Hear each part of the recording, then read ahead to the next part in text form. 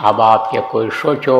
कि हम मैनेजर हैं, हम वकील हैं, हम डॉक्टर हैं और हम जो है यहाँ अच्छी जगह पर हैं, लोग हमको सम्मान देते हैं, लोग हमको हमारी इज्जत करते हैं, हमको काम मिला हुआ है, उसी में अगर फंसे रहोगे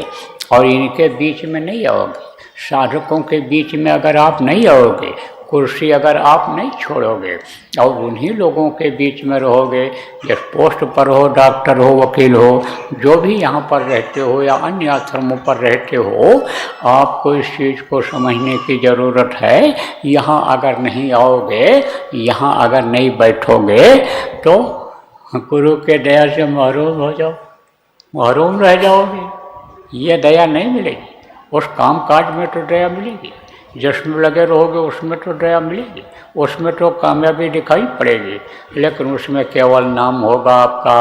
आपका कोई काम ऐसा नहीं होगा कि जिससे आत्मा का कल्याण हो जाए। इसलिए आना चाहिए समय। ये समय आपको कहीं भी किसी भी विभाग में सेवा करते हो तो खाली रखना चाहिए। मान लो सुरक्षा में ड्यूटी है, मान लो भंडारे में ड्यूटी है, मान लो गौशाला में ड्यूटी है कि जहाँ पर आप सेवा करते हो, जहाँ गौओं को खिलाते हो, गौओं की देख रेख करते हो, भंडारा में सेवा की ज़रूरत है कि जहाँ आप अभी जाओगे प्रेमियों, ये भजनानंदी जाएंगे, 2 रोटी मिल जाएगा और खा लेंगे, फिर ये भजन में लग जाएंगे, सो भी जाएंगे तो सुबह 4 बजे आँख खुलेगी और फिर आकर के यहाँ बैठ जाएंगे। तो जो सेवा करते हो आपके समझो आपको भी समय निकाल लेना चाहिए,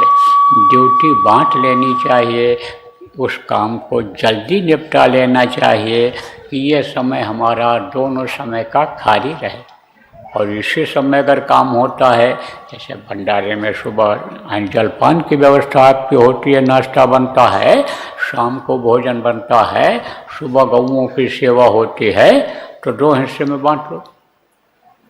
हम थोड़ा ज़्यादा मेहनत कर देंगे, भाई जाओ तुम भजन करियो, जाओ तुम ध्यान करियो, और एक टाइम वो चले आओ, दूसरे टाइम वो चले आओ। जब मौका मिल जाए तो हमने देखा हमारे कुटिया में झाड़ू लगाने के लिए 2 आते हैं, तो हमने देखा झाड़ू लग गया, सब हो गया, तो वो वहीं बैठ गए, वो वहीं बैठ के भजन कर ले, ध्यान कर लिया वहीं पर। सुरक्षा वाले मान लो बैठे हैं, एक भजन में चला गया, एक बैठा देख रहा है, दरवाज़ा बंद कर दिया, कोई आया तो खोल दिया, मान लो ज़रूरत पड़ी तो। इस तरह से आप सेट करो।